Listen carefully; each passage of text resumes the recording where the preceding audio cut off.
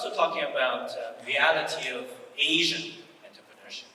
So Asia means not only China, Southeast Asia, but also since we are here in Vietnam, we want to know more about what's going on in Vietnam, since Vietnam now is the poster child of growth, rapid growth. And the last thing, of course, is support. What kind of support we wanted to provide to entrepreneurs, to the startup scene, and also to the ecosystem. Of course, in the previous panels, there's a lot of discussion about problems, risks, deglobalization, and other challenges. And we also need to factor that in when we discuss the future of entrepreneurship in this part of the world.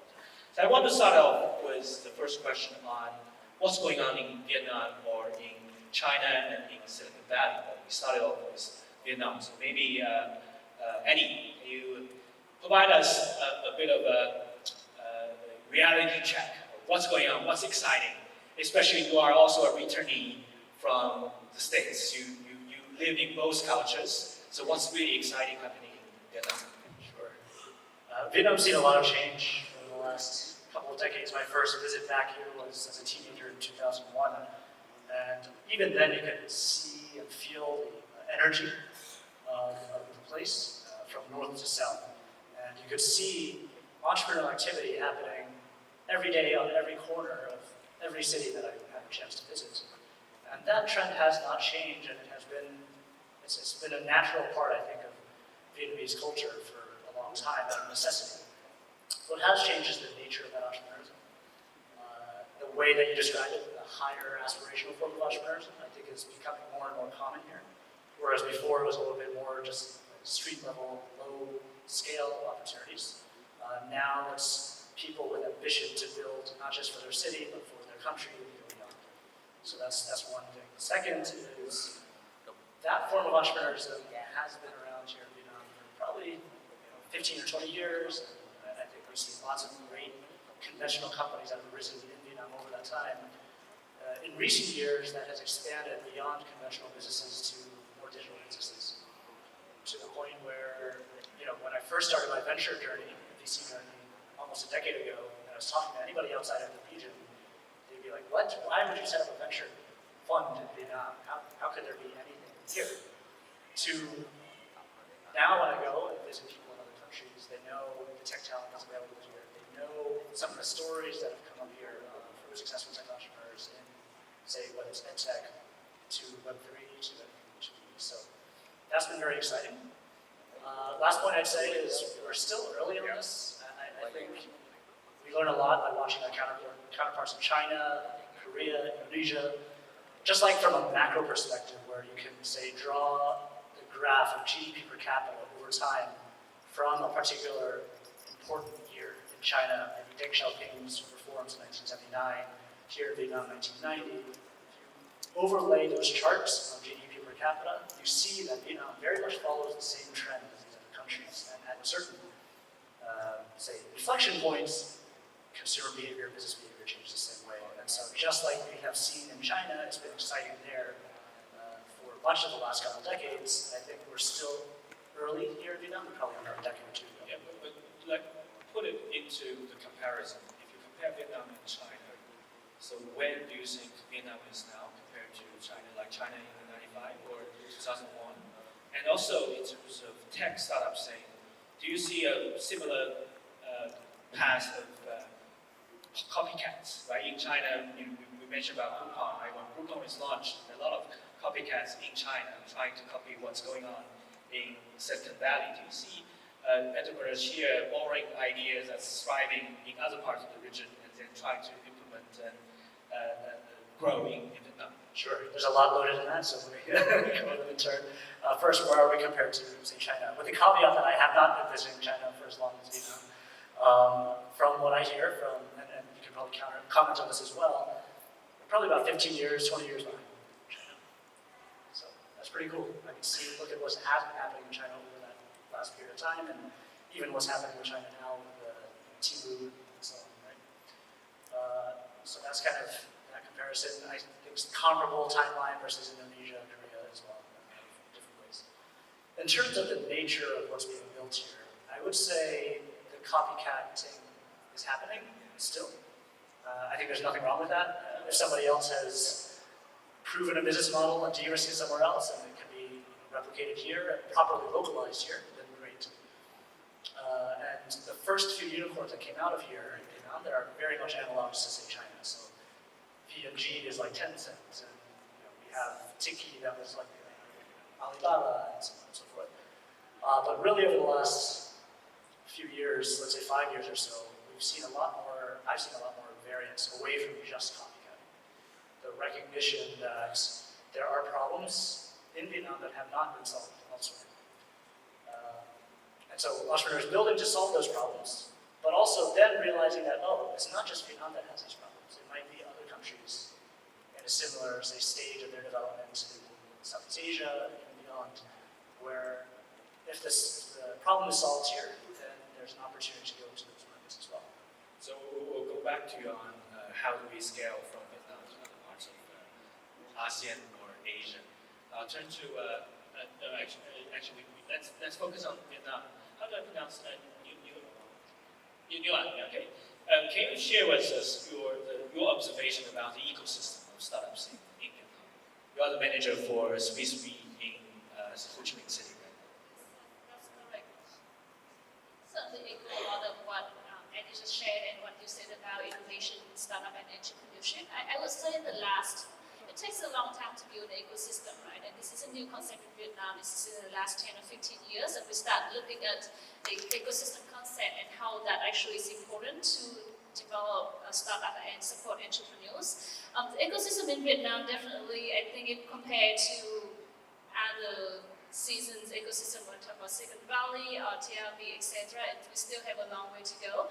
But it's starting, right? We started to get to a certain level and it's growing year over year. So if we go back to 2014, 15, when SwissEP started in Vietnam, we had 2 or 3 co-working spaces. I mean, like one in Ho Chi Minh, right? Just about 8 years ago.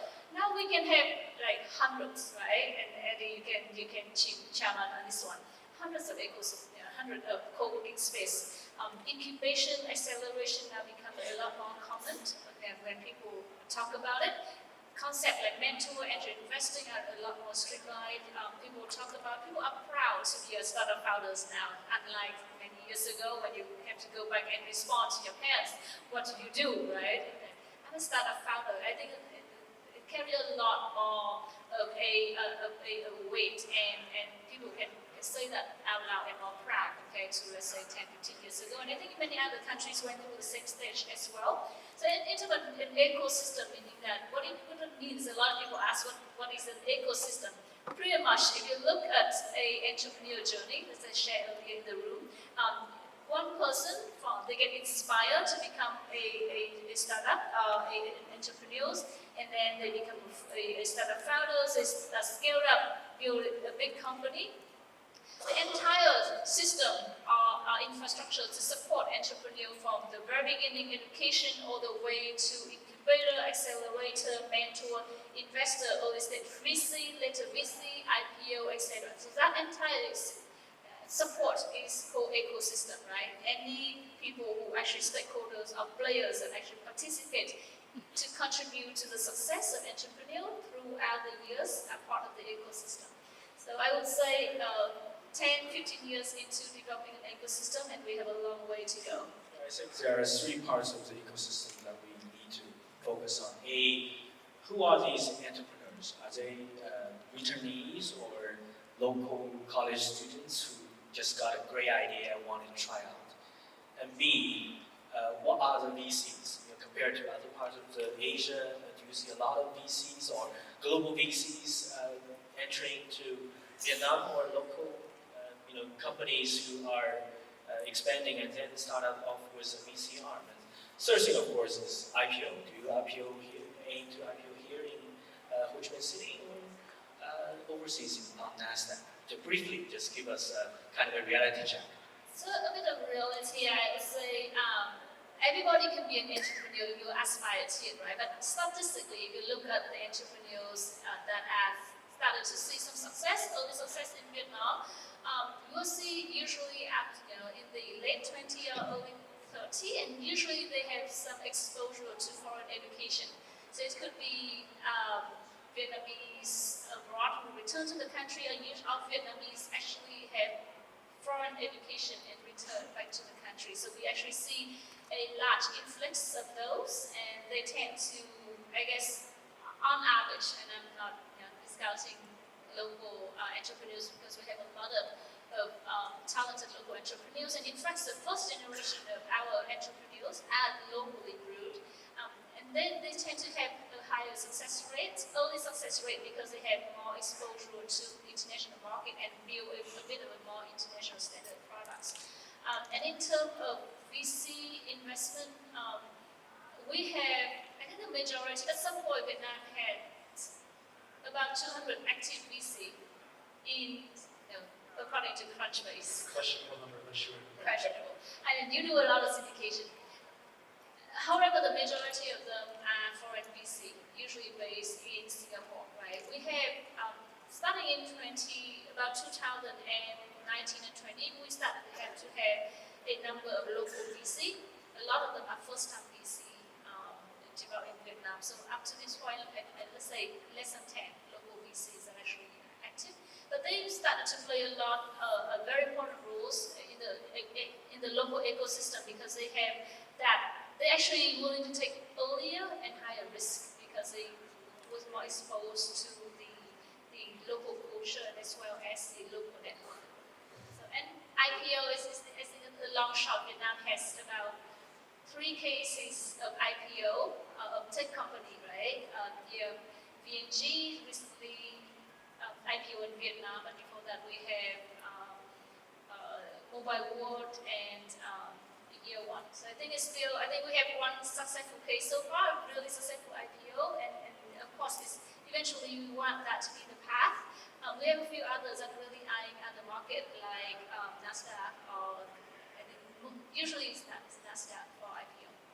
Very interesting. After talking to two of the seasoned players here, it seems as if we are looking at the time machine. There's a time difference, but then of course there's a layer of complexity and something new in it. We turn to Silicon Valley. So Xiaoyin, right? You are from Silicon Valley. You are a successful entrepreneur. I heard you founded a virtual events company, which actually had a good collaboration with Horasis. Congratulations. Share with us your kind of on-the-ground observation. What's going on? What's exciting in Silicon Valley? What we can learn from it?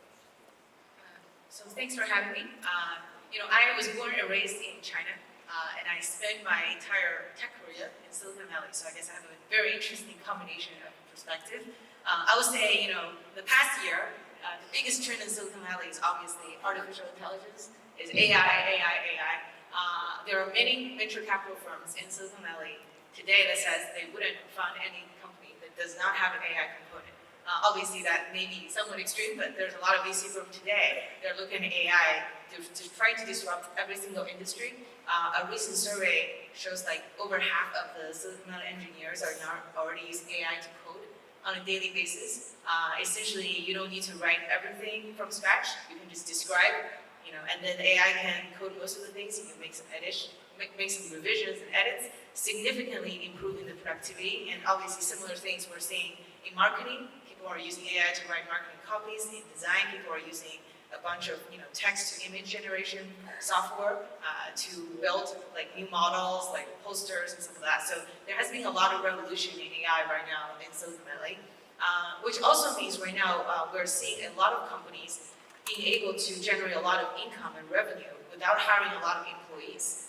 One example is a company called Midjourney. They're using AI to generate images, designs, and they're making like $200 million a year with only 20 employees, which is pretty efficient. So there's been a new trend where you're seeing more and more AI companies built by a team of 2 or 5 or 20, and they're able to generate a lot of revenue. Obviously, that also means more competition as well. So that's like trend number 1, I would say. Trend number 2 is that we're seeing traditionally, is like the companies start their idea in Silicon Valley. They try to maybe export the idea to all the other international markets, and they have been copycat. They copy from Silicon Valley to Asian markets. There has been a new trend that a lot of the Asian companies are now exporting their idea to Silicon Valley. For example, if you look at the top shopping apps in the US, the top 3 are Xiaoyin and Temu, which is owned by Pinduoduo in China, and number 3 right now is Amazon. So there have been, that was not the case last year. Last year, Temu was not even a thing, and this year they're already number 1 in App Store. So there is a recent trend. Similarly applied to like TikTok, now is actually sometimes above YouTube in terms of entertainment. So there has been a lot of trend of Asian entrepreneurs and Asian startups exporting their ideas and actually dominating market in the US, which is relatively recent as well. I would say the third thing I'm seeing right now is after the COVID, we're seeing a lot of remote companies. Obviously, they try to hire everywhere. So a lot of the Silicon Valley companies are now leveraging talents in Asia, especially engineers in, for example, China, in Singapore. There's a lot of in India. So there are a lot of the companies expanding their hiring in those Asian markets, hiring more engineers, designers, support, and that actually if you look at the Silicon Valley, there has been a recent layoffs in a bunch of big tech companies, and if you look at their headcount, they're actually increasing their headcount in Asia for engineering-related jobs. So there has been a more collaboration of leveraging talent across the board in Silicon Valley right now to be more capital efficient. So as an entrepreneur, if you see that you need to be an AI company to get the funding, to what extent you need to build up your understanding of AI, and to what extent you need to find a niche place where you can scale up?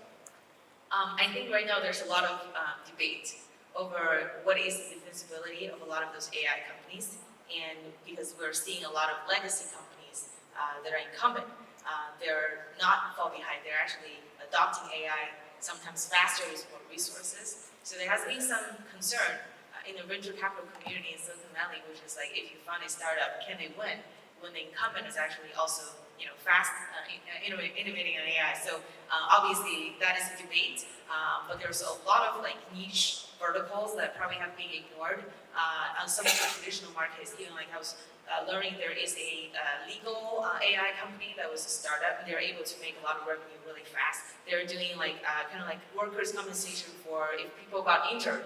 How would you figure out the right compensation? So that is a very niche market, and ended up still making $50 million a year after a few years. So there has been a lot of niche verticals that I think startups are getting into.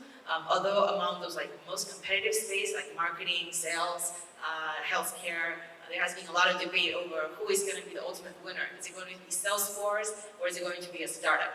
That still remains to be seen. Yeah, that kind of uncertainties creates a lot of opportunities. That's right. I'll go back to from last Harry. After talking to 3 people, panelists, it seems as if we have to hold 2 conflicting ideas into our heads. First and foremost, the world is flat, right? All these new ideas, all the startups, move smoothly from one place to another. And of course, if we listen to the first panel, we know that the world is not flat because we're living in a world where geopolitics seems to be on everyone's radar. And from a VC's perspective, especially a China-based VC's perspective, we've seen a lot of big VCs having to make a choice, right? Are you in China or are you in the United States? We see Sequoia try to break themselves into 2 companies. One is focused primarily on China, the other, rest of the world. So how do we deal with these 2 conflicting views? A, we still need to chase a lot of exciting opportunities. I bet there are a lot, so give us a reality check of what's going on in China. And B, how do we deal with all these, obviously everyone's talking about challenges. So first of all, it's really good to be back. This is my 3rd live Horasis event, and I just want to congratulate Dr. Quynh and Frank for doing a great job in continuing this legacy and this platform. So I'm generally an optimist, and let me just share some issues with China. The short-term realities in China is pretty grim. We're going through a structural change and not a cyclical change. The property sector has been over-leveraged. It has sucked up a lot of the capital needed to fuel other industries. And so the government has now decided to do some top-down allocation of capital to go towards industry that needs the funding to fuel the next phase of economic growth. So some people would call the next year and a half painful. Some people has even said this is going to take another 2 years or so before we get back to normality. A lot of entrepreneurs are now being a little bit more passive. A lot of the private equity firms, for example, the ones that I run, that I focus on consumer and technology, were being a lot tougher and demanding on the underwriting assumptions. So these are some of the short-term realities that China is going through. But let me share 3 points that I think is not reported in the headlines. The first data point that I wanted to share is, since the start of the trade war, and you can call it May 2018 till now, US-China trade is actually at an all-time high of about 700 billion US dollars. So despite all of the rhetoric and the headlines that's going on around the world, in fact, there's quite a bit of business that's being done. The second data point that I thought I'd share is, it's because we're in Vietnam. Trade with Vietnam has never been healthier. In fact, there's a high correlation between indirect exports to Vietnam that goes to the US. If you were to go back to 2017 or so, China exported about $40 billion to Vietnam, of which another 53 billion was then exported to the US. Fast forward that by about 6 years, that number is about 107 billion exports from Vietnam to the US, and about 85 billion on components from China to Vietnam. So this is data from the China Customs and also Morgan Stanley Research. What's significant about this is that it's win-win. So while there's all this talk about decoupling and de-risking, whatever the definition you want to call it to be, the relationship that China has with Vietnam is actually quite symbiotic, and the correlation in the data proves the fact that the relationship is a win-win. My third data point that I thought I'd share with the audience, and actually I quite agree with your theory, it's been well proven that GDP per capita changes the greatest amount between 5,000 US dollars to 25,000 US dollars. And the behavior kind of flattens out once you hit 25,000 US dollars. So in China today, the average woman would put on 2.5 layers of makeup. In Japan, they would put on 7 layers of makeup. And so if you were to roll back the Chinese consumption story, in fact, the data would be today, I think the Vietnam per capita GDP is about 4,500 US dollars. And if you roll that back, that's when China was around 2010. So I would say it's about 13 years. And since 2010 to today, China's GDP almost went up 10 times. And so my final message is to the entrepreneurs in Vietnam, you guys are in a really good geopolitical sweet spot to benefit from this next phase of growth. And now China has a lot of excess capital, a lot of excess capacity, and most of the companies now are looking to lift and shift their business, their technology, to go from inside China to outside China, as the examples that you cited a moment ago. So I actually think, look, I'm a capitalist, so I think there's actually quite a bit of business to be done. Yeah, but in the short term, there are still a lot of challenges. So you invest in tech and consumption areas. So share with us a little bit about the consumer story in China. Is there a still story? There's a lot of concern about people are not doing the kind of consumption as they used to. The latest Double 11 figures are not as exciting as used to be. And there's a lot of concerns that people doesn't have confidence in the near future, so they are not spending. What's your view on that? The economy has reached a stage of mature growth. And at the size of the country in China today, at 18 trillion US dollars, if you were to count that, and our GDP per capita is about 14,500, if you were to comp that to other ASEAN countries that are more developed, such as Japan, Korea, Taiwan, Singapore, the growth rate of China today is actually not an outlier.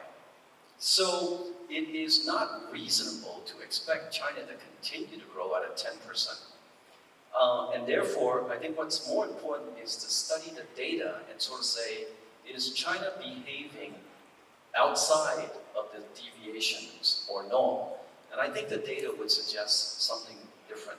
But what is happening? The structural changes that I talked about a moment ago in the property sector and the restructuring is a real drag on the economy. The growth sectors in the economy are electrical vehicle. The growth sectors in the economy are green energy. But that's not enough to replace the drag and the restructuring that's going on. So as a result, you're going to see a reduction in aggregate demand. So the country is going through a transition.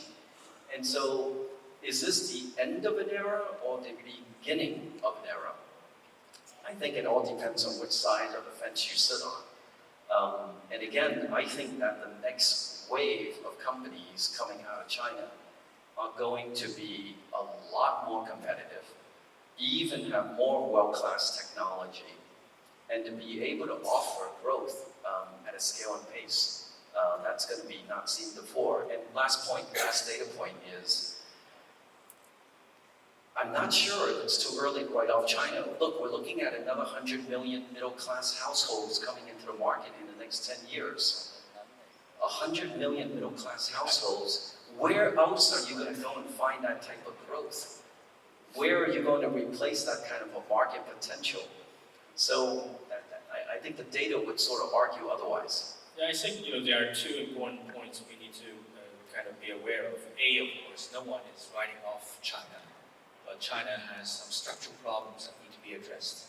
The second thing is, of course, everyone wanted to do business in China to unlock the potential of rising middle class.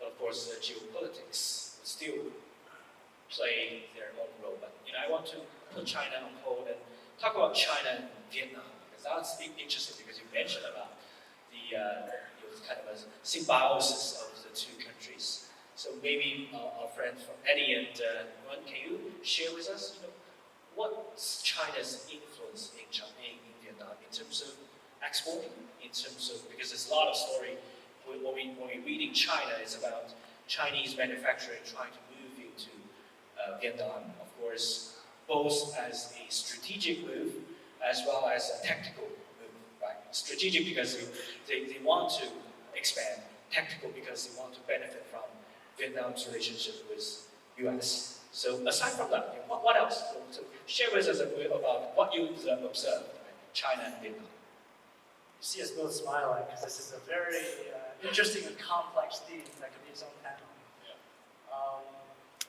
Those here from Vietnam know the complex history that Vietnam and China have had. China's been the big, often scary older brothers of the North, with fisticuffs for many, many centuries. As recently as the late 70s, for those who are students of history, there was a small war where tens of thousands of people on both sides died. So that was quite a while ago, and for the last couple of decades, it's been a pretty generally steady relationship overall. A lot of, we just heard about the numbers, those are all true. There's a major economic relationship. There's also substantial cultural and familial ties between China and Vietnam. Vietnam is definitely the beneficiary of the China-US, or a beneficiary of the China-US geopolitical struggle right now. It's taking time for that to translate into actual GDP growth gains. You can't overnight decide to pick up a factory and move it, right? So, but we have seen the motions happening, especially over the last couple of years, accelerated over the last couple of years. FDI commitments, plans are at all-time highs over the last couple of years. And for the October numbers at least, 90% of the new FDI commitments are for manufacturing, specifically, from Chinese manufacturers and otherwise. But between those commitments being made and the actual products rolling out the line, I think it will take a few years. So right now, Vietnam's GDP growth is kind of modest, close to 5% this year. Some similar structural issues here, as you've seen, as you mentioned in China, around real estate and so on. But fast forward 2 years from now, we're going to be back on the trajectory that we're following China on. I think, from my vantage point, and then you can maybe share yours if you agree or not, there's really one existential threat to Vietnam realizing its full economic potential, and it is China. It is both, China will be a major component if it succeeds, as well as the primary reason if it does not succeed. It is the thing that keeps certain people in Vietnam up at night. So, yeah, it's a little, there's a lot more that can be said around this. I don't want it to kind of take over the entire panel, but Nguyen, feel free to chime in. Can I add to that for a second? I think the China ambitions are quite similar to the Vietnam ambitions in its industrial output and industrial policies. And what do I mean by that? The height of US industrial policies was around the late 70s and early 80s when they captured about 30 to 40% of the margins. So the country's industrial base was actually very, very profitable. China, when we began making iPhones, was only getting about 3% of the industrial output. Today, that 3% has probably elevated to about 25, 26%. And so Vietnam has an advantage cost structure in labor and in land that should benefit. And China is now trying to go up the industrial curve because it has excess capacity. And so that's why I see this as very symbiotic, and this is why so much of the FDI flow is so natural. History aside, of course. US Vietnam has also challenging histories, but it doesn't prevent US and Vietnam to strike a very collaborative relationship. Your 5 seconds. Definitely a very interesting question, and also, let's remove the geopolitical situation and politics out of this. Looking purely at entrepreneurship and the market. So obviously, how many countries want to be next to a billion consumer market, right? So we do have that fortunate of being next to a very big market, and in that sense, Vietnam can benefit a lot, and vice versa. And you look at overall, we talk about the structural change in the real estate market. I'm not sure Vietnam is undergoing a structural change, but we have experienced similar downfall in the real estate markets. So you can point, just looking purely at the market, you can point to a lot of similarities between the two countries. If you look at, obviously in Vietnam, we do receive funding and capital from China, either directly or indirectly, right? So we do benefit from that capital flow. We see the wave of companies like Tiki, Lazada, very similar to, and actually receive investment from Alibaba and other similar investors in China. So in that sense, I think there's just looking purely at entrepreneurship and the market itself, there's syndication, there's supply-demand relationship, there's consumer relationship there that we can actually leverage off each other. However, the world is not that simple, right? So we always have to have politics and geopolitical situation attached to it. We have always, in Vietnam and China, has always had a kind of relationship that is hard to define what it is. On one side, we have collaboration, but on the other side, of course, we have a history, right? I think Vietnam has a history with many countries, and then we managed to move beyond that and have collaboration with all players that we all had a history before. So I think in that sense, Vietnam have done very well. Looking in the future, I think if it's purely based on entrepreneurship, looking at how to solve problems in the market and to create value, and to pursue and achieve value creation in trade activities. I think there's clearly a lot of activity, synergy, and potential between the two countries. But then again, we live in a very uncertain period of time, so it's hard to tell, and it's difficult to decouple between entrepreneurship and trading activities geopolitical in the region is what will happen in the future. I think China could do better in terms of warming up the relationship in the region.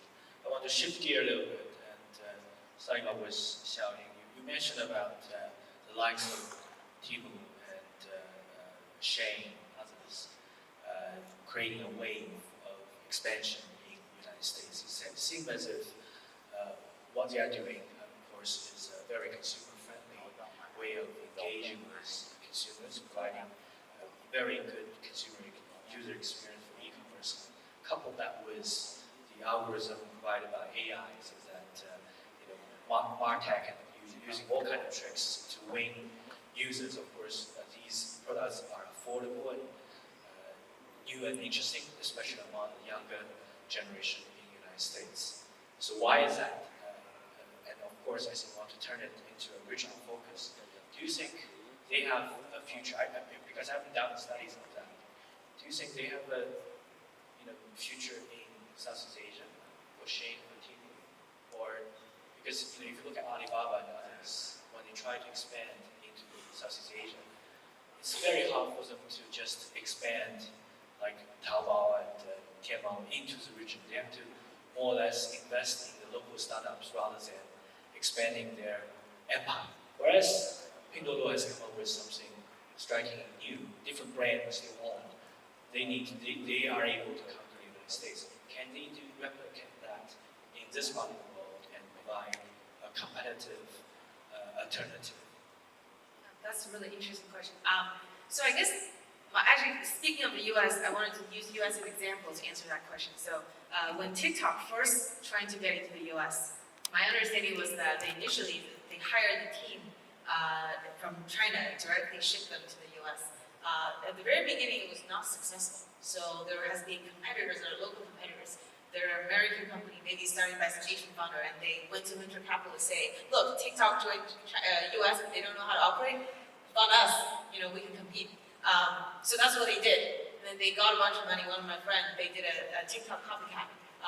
So that the argument was that TikTok is not going to understand US market. What happened after that is TikTok started actually localizing a bunch of talents. That's number one. Number two is they have huge budget that they start spending billions of dollars with Facebook ad, Meta ad actually. And Facebook at the time, they thought, oh, that's great. We're getting a bunch of advertising revenue. That's awesome. So they let TikTok spend billions of dollars in Facebook, and then targeting US market. And then until that was too late.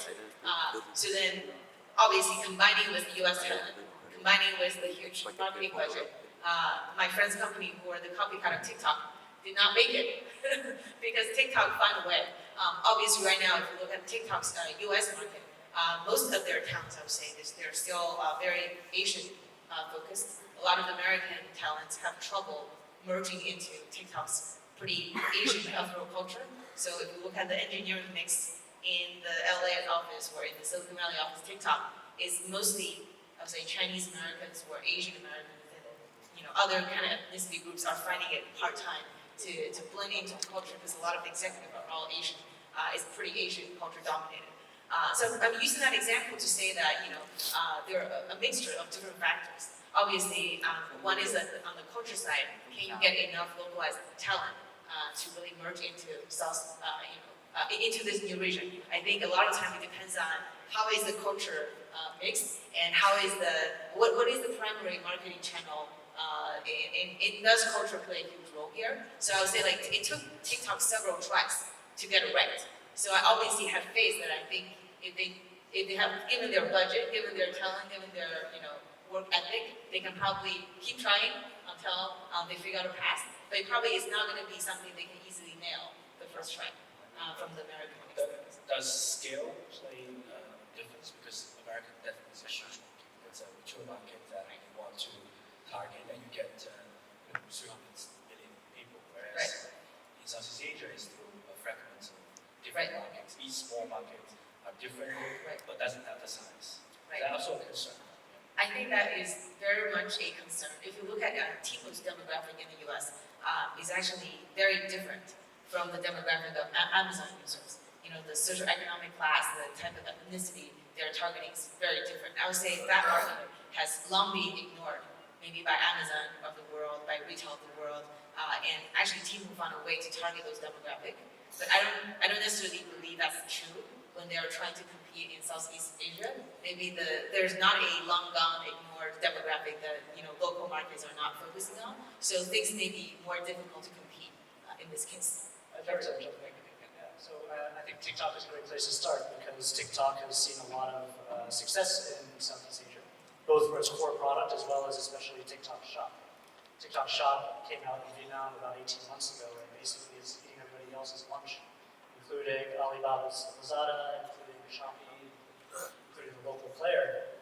Why are they so successful? Do they have the same recipe? Or? Effectively the same recipe, just cut a couple zeros off the dollar marketing spend because of the market differences. But yeah, the users of TikTok in any country are very similar, young, etc., willing to spend based on what they're seeing on their feeds and so on. And so here, it's a relatively free market, and so there's still a lot of competition happening. I know the country managers of each of the traditional e-commerce companies are all looking at TikTok Shop trying to figure out what to do.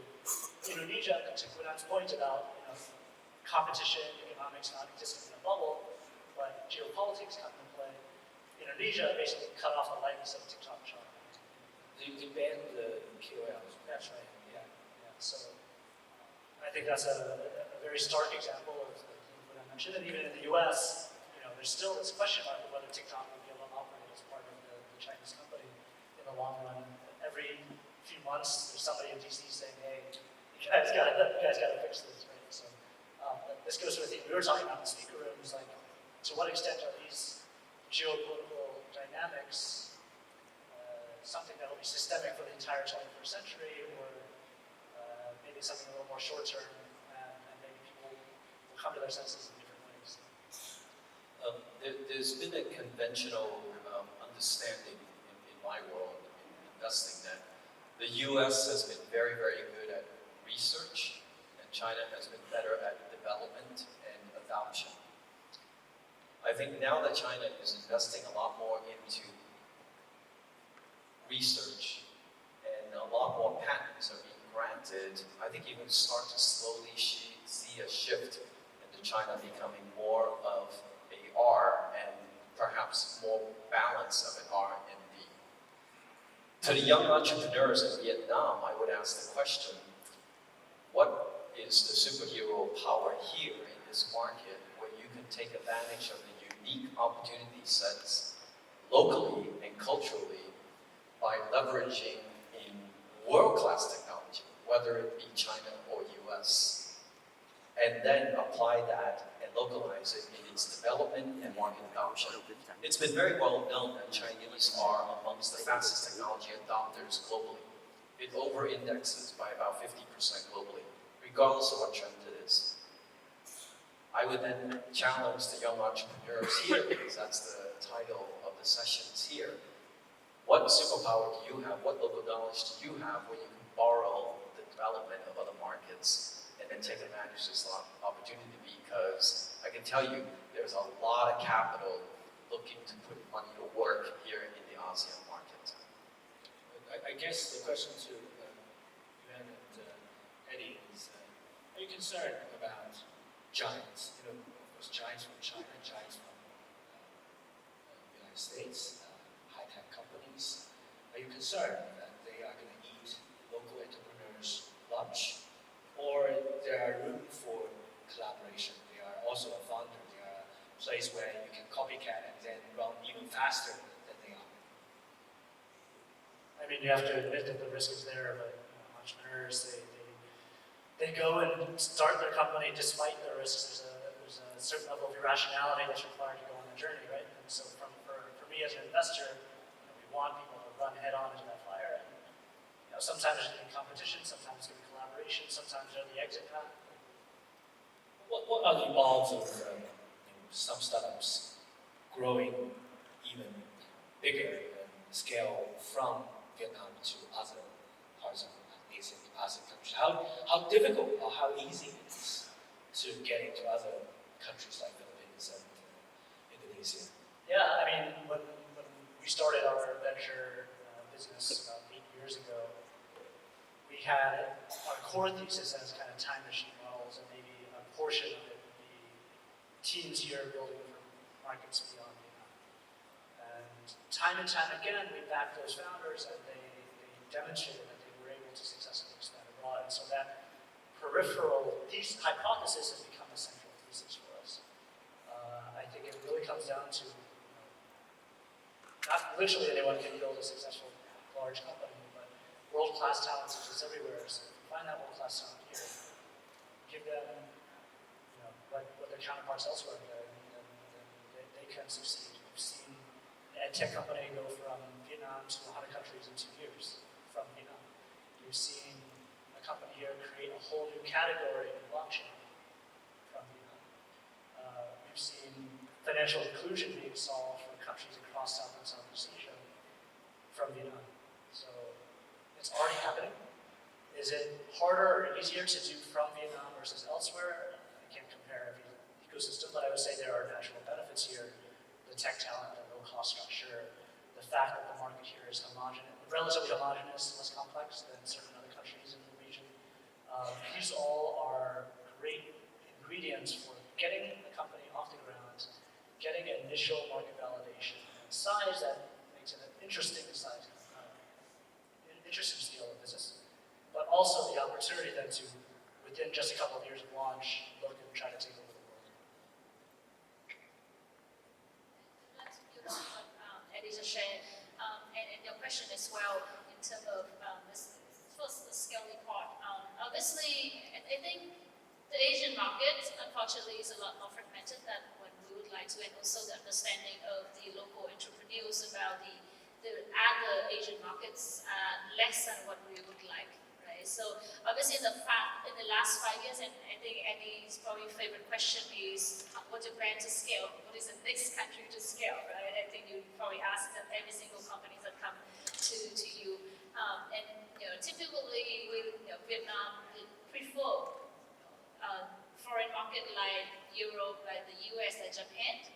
But I would say the last 5 years has started to shift to more attention to other South Asian markets, including, I think in South Asia, still looking at Malaysia, Indonesia, and Thailand, and the Asian market, China, Korea, and Japan tend to start to become a predominant interest in the local entrepreneurs as well. And the first part when you ask about the competition with the global big players, and I think Vietnam market is, and then it's not as particular as a Korean or Japanese market, but there's a lot of inefficiency, and usually you would say that there are efficiencies and opportunity for innovation and entrepreneurship, and this inefficiency is highly localized. I think even for the local, it's difficult for us to solve. So I think on that sense, can you share with us one or two examples of these efficiencies? I guess if you look into, let's say, the logistic space, right? If you look at education, for example, or logistics, let's take logistics. We have, if you take the cost of logistics in Vietnam is like 40% of, it's highest in South Asia. 40% of the goods sold. Of the total cost of good. And if you look at the entire, what the component of the logistic cost, including the road and different BOT that it has to go through and how they navigate, the road system is extremely tedious and manual. Right? It is not something where you can actually come in and easily solve the technology. A lot of the time, it's a systematic and people problem. Right? So that this efficiency tend to be a highly locally problem that you need to leverage the local know-how and relationship in order to solve. I think in terms of collaboration, we've seen many, right? I think, for example, Gojek, when they came into Vietnam, or Beam when they went to Vietnam, they all look, not exactly successful example, but they all look for local partners to actually launch the product in Vietnam. And I think there's one case of something that the local entrepreneurs might want to watch out for is that when it comes to platform business, right? If the entrepreneurs build their core business on platform, that is, in the long term, that can be problematic. like we saw the rise of a lot of businesses based on YouTube, a lot of businesses based on Facebook, and now it's Instagram, and it's now TikTok, and other platforms, right? So if other platforms are coming from big players like China, the US, and other countries, and Vietnam entrepreneurs are only purely operate based on this platform, those are risks to us. So we need to look at building business beyond just staying in these platforms. Yeah, the specific example for that last point is Xiaoyin, which Quynh mentioned earlier as an IPO, a successful IPO. It was completely tied in with YouTube. There was a dispute with YouTube. YouTube cut them off. Company got tanked. So, best case scenario, they are their own platform. Relying on others. Yeah. Sorry, One more, and one point that if you look at one business in Vietnam that has been quite successful in going global, that is a publishing business, right? Apps and games. Essentially, we are among top in South Asia and the top digital publisher even in the world, and South Asia is actually Vietnamese.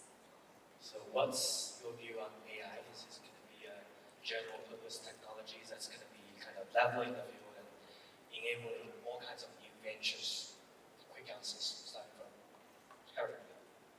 My view on AI, I think the future of AI will have two centers of gravity, simply because it requires scale and incredible capex, and that's going to be the US and China, first of all. Second of all, AI as a sector today is way overvalued.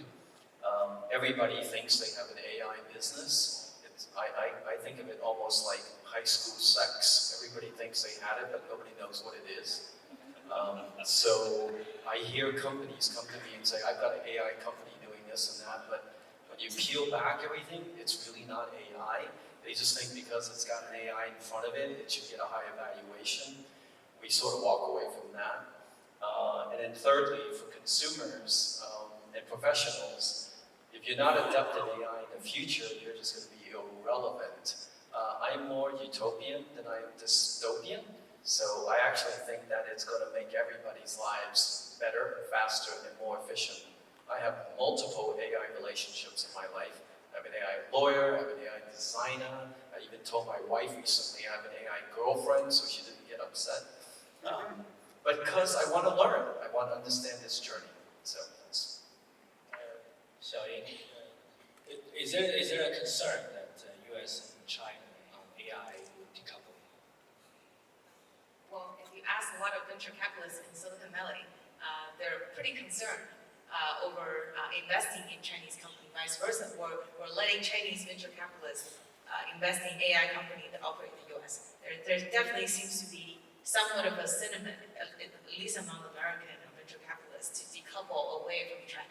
Obviously, I'm seeing a lot of counterexample on the Chinese capitalists, the venture capitalists. A lot of them starting to invest in Asian ethnicity funder based in the US. But I think at the same time, they're facing some controversy of following en route by the American venture capitalists who wanted to decouple. So that's one thing.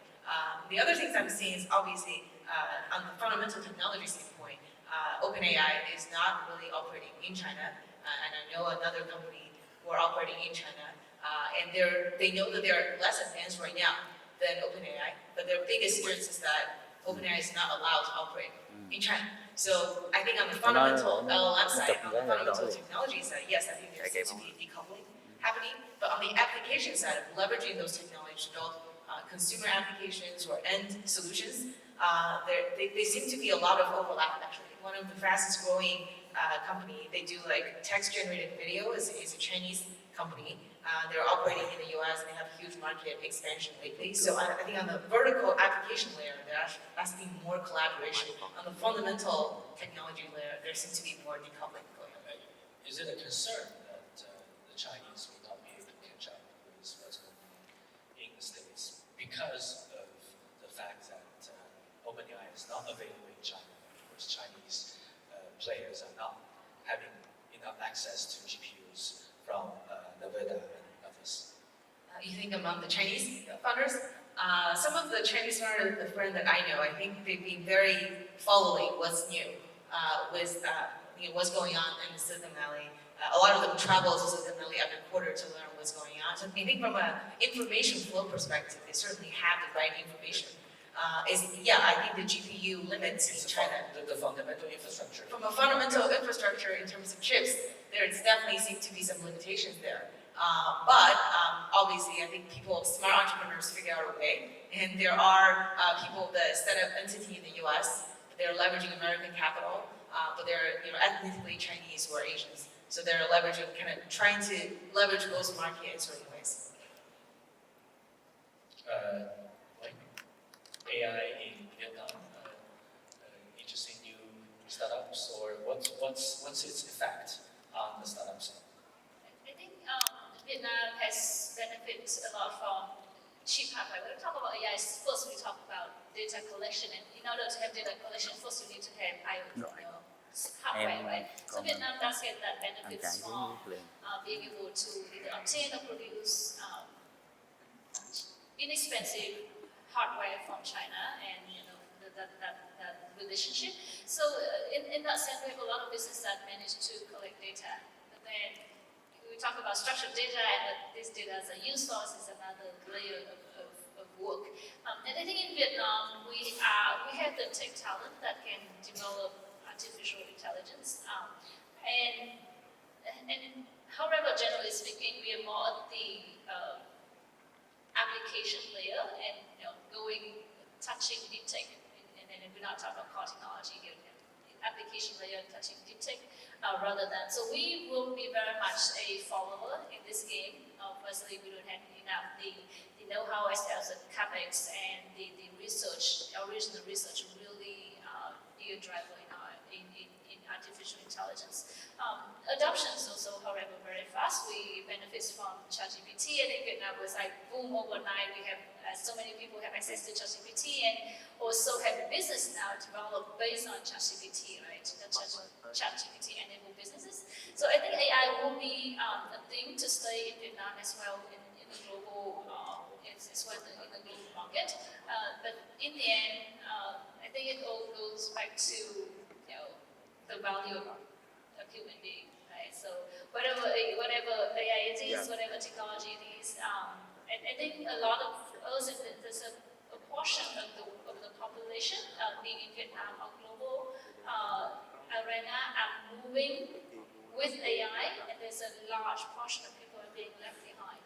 And I think that is something that whoever is driving this game going forward with this technology and capital and human know-how, we have to really take that into consideration. Is that how will we actually leverage this technology, this great technology? I think we can agree that it will be here to stay, to benefit fairly and equally across the board to everyone. It's not this a game where some would win. To be mindful of the digital, smart digital divide. Final words from Eddie, your observation. Yeah, I mean, this is the AI future, whether we like it or not. And it's the role of really everybody, but especially this is where governments can play an important role in helping make sure as few people as possible get left behind. There, I think, will be certainly a challenging several years, maybe even a couple of decades ahead of us, where people are going to have to learn, unlearn. There's going to be a lot of pain. But I do think on the other side of that challenging time for the world is another future. So near term, worry, long term optimist. I think we have a very interesting and exciting panel.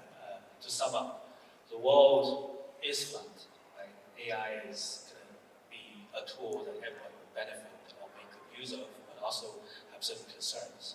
The world is not flat because geopolitics is something we need to pay close attention to. How do we live in the world and try to start startups and thrive in this challenging world is to be bilingual. I think everyone here are bilingual. Bilingual not in literally language sense, but to understand differences in the culture and to have kind of a driver's view on the time machine and look at different markets in different stages and to be able to arbitrage in a smart way. So I think thank you all